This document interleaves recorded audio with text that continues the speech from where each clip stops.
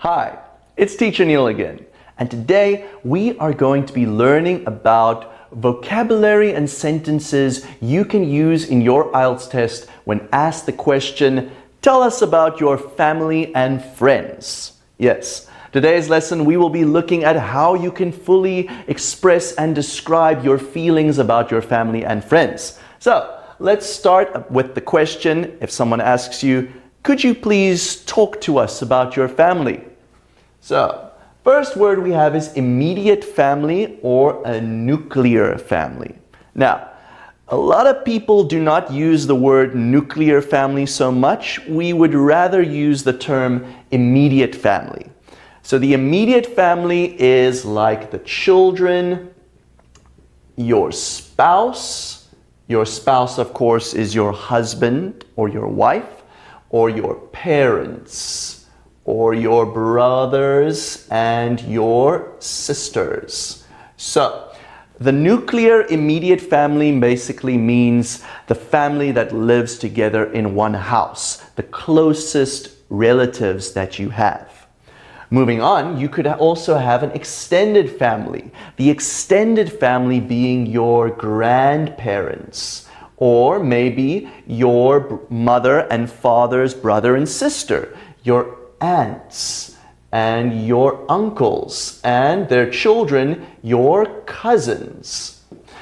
The in-laws is another kind of family. The in-laws means that you married someone and their mother and father and brother and sister now become a part of your family because of the law. When you get married, you sign a paper and that says by law your family is together. So we can say my mother-in-law or my sister-in-law. We can also use the term close or distant. A close family means your immediate family or people you often see, or a distant relative can either mean that they are very far away or they have the same blood as you, but they're not from your grandma or grandpa, but further along the lines on the family tree. And they kind of separated, but you still have the same blood. So you can say, you know, I have a distant cousin living in China that I don't speak to so often. Another useful sentence we can use is on my mother's side or on my father's side. And that just means their side of the family. So you can say, one example is, I got my eyes from my mother's side of the family. They all have blue eyes. Or you can say, my father's side of the family all come from the mountain areas. My father's side of the family are all fishermen or all hard workers who worked in the mountains. Look, going on, family is spread out. So what that means is spread out means all over the place. It's not just in one place. You can say, you know what, my family is spread out all over America. I have cousins who live in New York, and I have some distant cousins who live in Texas. So spread out just means that they are all over, they are not together in the same city. Moving on, it runs in the family. That means it is usually a personality trait or something pertaining to your appearance. So you can say, you know what, your family gets very angry often. Then you can answer and say, well, yes, it runs in the family. On my mother's side of the family, everyone gets annoyed very quickly. But on my father's side of the family, everyone is really relaxed. So I got a little bit of half of each of them. Moving on, the apple doesn't fall far from the tree. What that means is that you are very similar or the same to your mother or father. Just think about that. The tree is the parent, and the apple is the fruit of the tree. So you can say, when you describe someone, your son is a lot like you. Then you can say, well, yes, the apple doesn't fall very far from the tree. We like the same food. We have the same taste in music. It's very interesting. One more word we can look at is sibling rivalry. Now, if you don't know what a sibling is your brother or your sister. So let me write here, brother or sister. And the word rivalry. Rivalry means that you will compete against each other. You will have competitions to see who is better.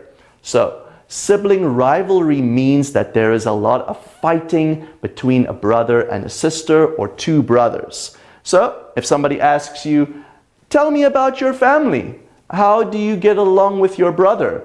You can say, well, my brother is my best friend, but growing up, there was a lot of sibling rivalry. We had a lot of fights because we're such different people, The apple doesn't fall far from the tree for my father and my brother.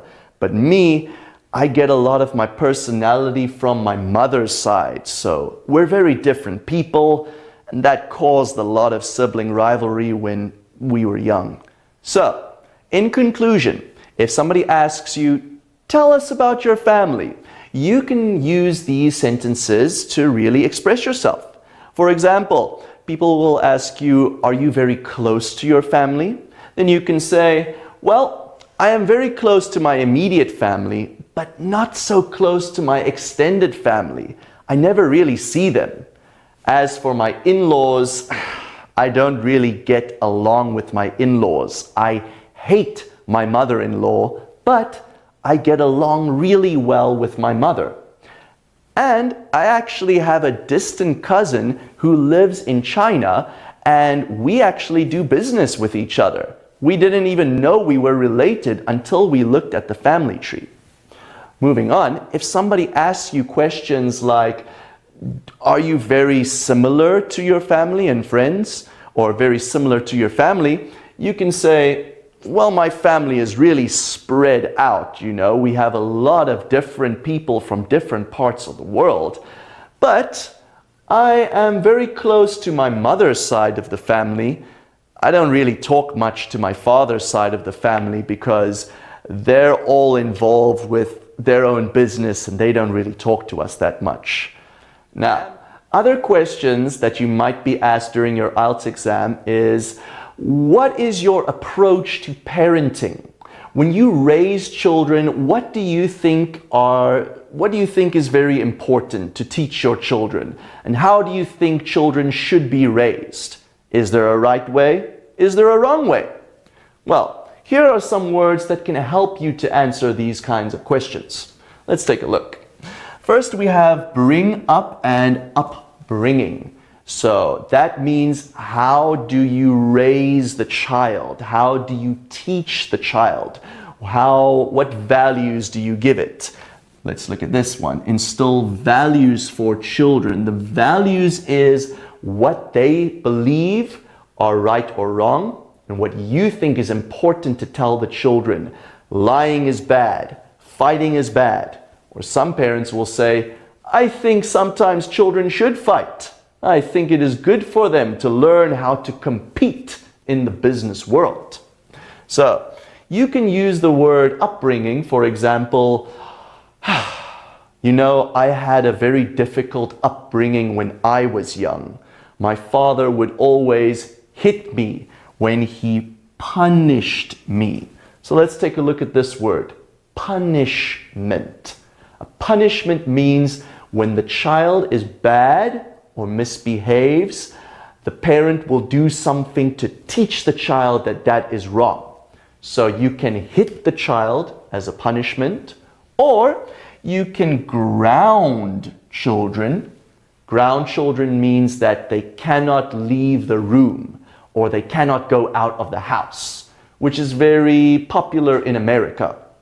Also, when the children are very young, you can give the child time outs. which means they must stand in the corner and they cannot talk. They must be quiet. They must think about what they did. So, for example, taking it back to upbringing, you can say, my upbringing wasn't very easy. My father hit me a lot. So when I bring up my kids, I try not to hit my children when I punish them.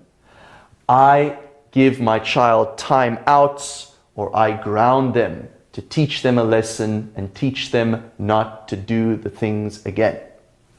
Moving on, raise is the same as bring up. Raise is how you teach the child, how you help it to become an adult. The word raise means to go up or lift up. So raise means teach from child to adult in this case. So you can raise your child. And another interesting word is the word foster. Foster means that the child is not your child. I'll write here, not your blood.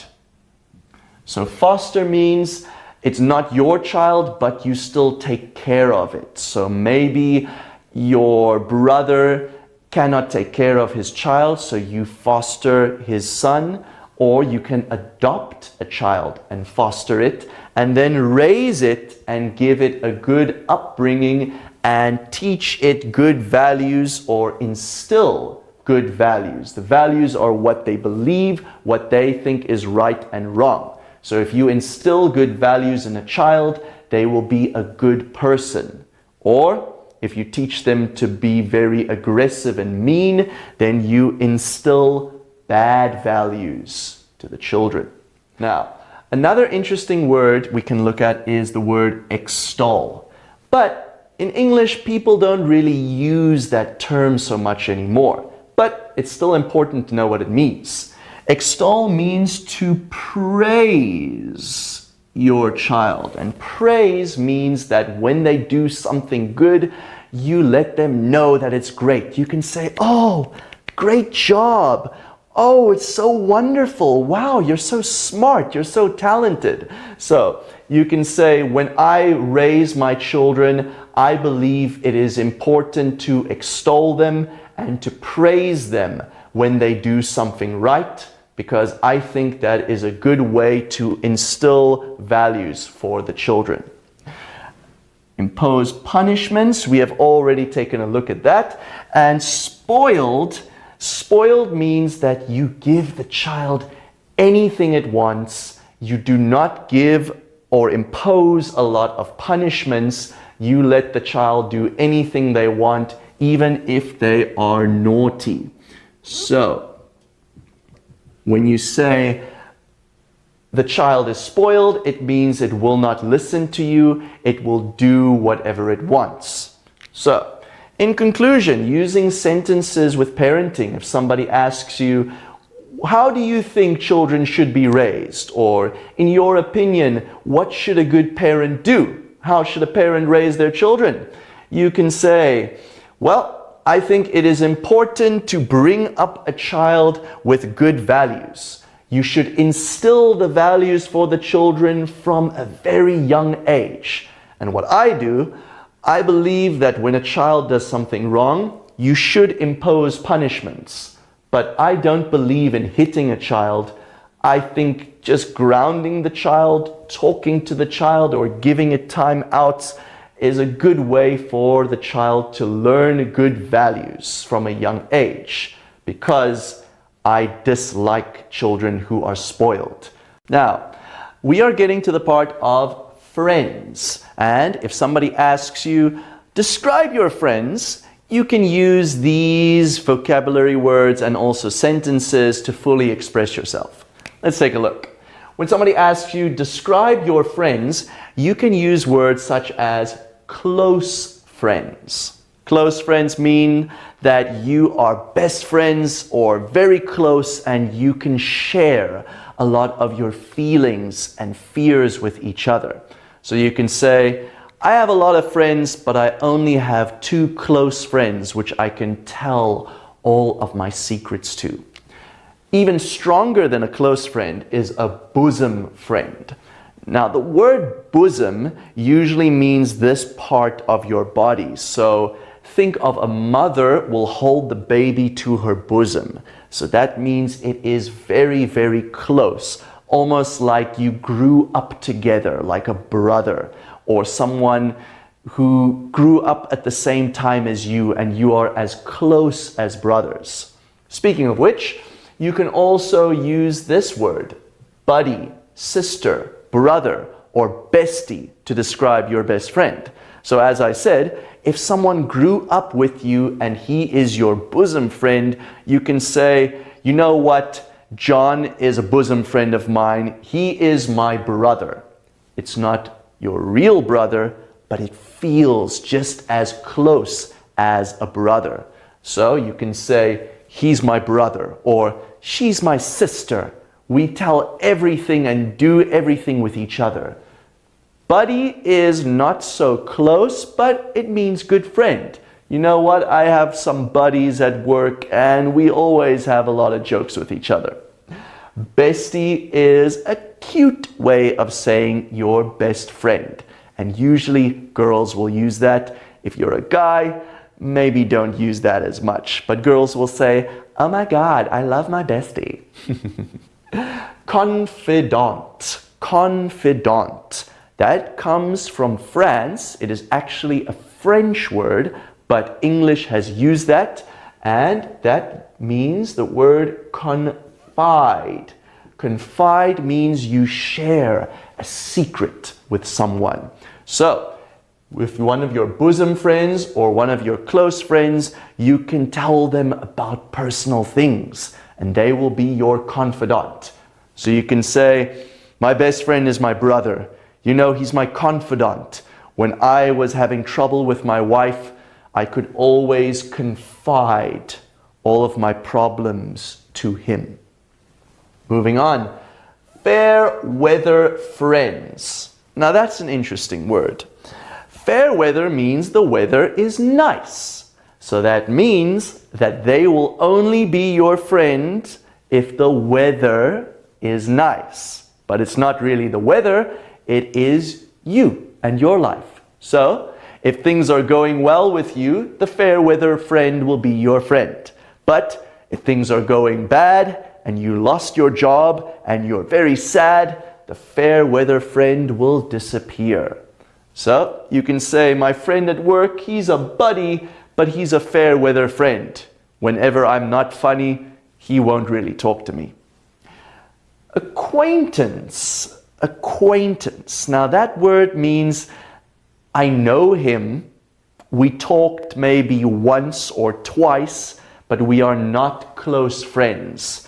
He's not really a friend. He's just a guy I know and maybe I've spoken to. Then we have netizen or a net pal. That means you met them on the internet. So netizen means net citizen.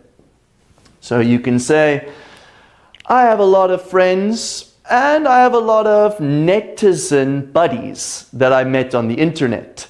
And you know what? Sometimes I can confide with some netizens easier than I can with my close friends.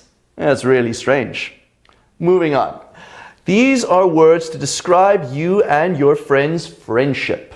So, if somebody asks you, are you very close to your friends? How close are you? What can you do and cannot do with them? You can say, well, me and my close friends, me and my buddy, we have been through thick and thin together. Now what that means, that is an idiom or an expression, and that means that if a lot of difficult things have happened with you, let's say you lost your job, you lost your money, you and your wife split up, and your friend helped you with that, and you helped your friend with your problems, with his problems, you can say, we have been through thick and thin together. That means the good times and the bad times, we always helped each other and supported each other. You can also say, lose touch with someone. What that means is you were close, maybe like a school friend. You can say, at school I was very close to one guy called Richard, but after 3 years we moved to different cities and we don't talk anymore, we lost touch with each other. That just means you don't really communicate and the friendship is not as strong as it used to be. Moving on, drift apart is very similar to lose touch. Drift apart means that you used to have many things in common, you used to do a lot of things together, but now you went this way and they went that way. So you can say, well, when I was young I had a best friend, but after he got his girlfriend, they started to hang out a lot together and me and him, we lost touch, and after a while we drifted apart and we didn't really speak anymore. Have a lot in common means that you and your friends like the same things. You and your brother maybe have a lot in common, but that just means he likes what you like what he likes. So you can say, me and my bestie, we have a lot in common. We both like the same music, we both like shopping, we love doing things together with each other. And now, here are some words to describe how you get along with your best friend. If somebody asks you, how well do you get along with them? You can use these words to fully express the emotion that you feel. Let's take a look. Get on like a house on fire. Now, that is also an idiom or an expression, and what that means is you get along so well. You are very close. You have a lot in common. It means basically you are like best friends and you like the same things. So you can say, you know what? My best friend, he's like my brother. We have so much in common. We get on like a house of fire. Every time me and him we're together, there's always a lot of jokes and a lot of laughter. Moving on. Get on well with someone. Now that is not as strong as saying we get on like a house on fire. It just means that you like each other's company and you never feel angry or upset with each other.